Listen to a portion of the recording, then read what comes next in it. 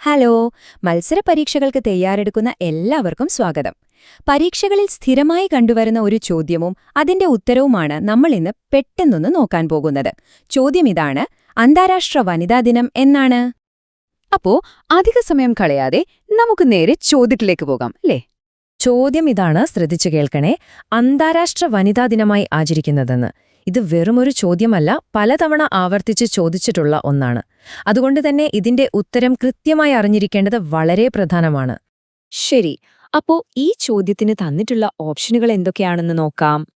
Okay, ഉത്തരങ്ങൾ ഇതാ: March 6, March 8, March 16, പിന്നെ മാർച്ച് 18. നിങ്ങൾക്ക് ഒരു നിമിഷം ആലോചിക്കാം, ഇതിൽ ഏതായിരിക്കും ശരിയുത്തരം?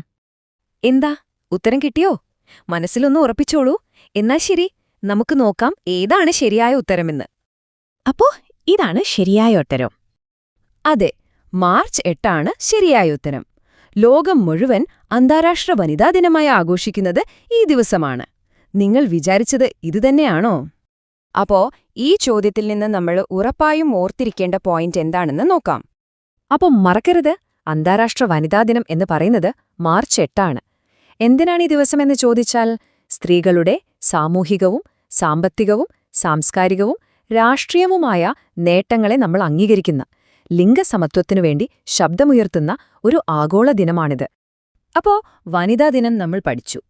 ഇതുപോലെ നിങ്ങൾക്ക് ഓർമ്മയുള്ള മറ്റു പ്രധാനപ്പെട്ട അന്താരാഷ്ട്ര ദിനങ്ങൾ ഏതൊക്കെയാണ്? അറിയാവുന്ന കാര്യങ്ങൾ താഴെ കമന്റ് ബോക്സിലൊന്ന് പങ്കുവയ്ക്കാമോ? നമുക്കെല്ലാവർക്കും അത് പ്രയോജനപ്പെടും. ശരി, അപ്പോ അടുത്തൊരു വിഷയവുമായി നമുക്ക് വീണ്ടും കാണാം.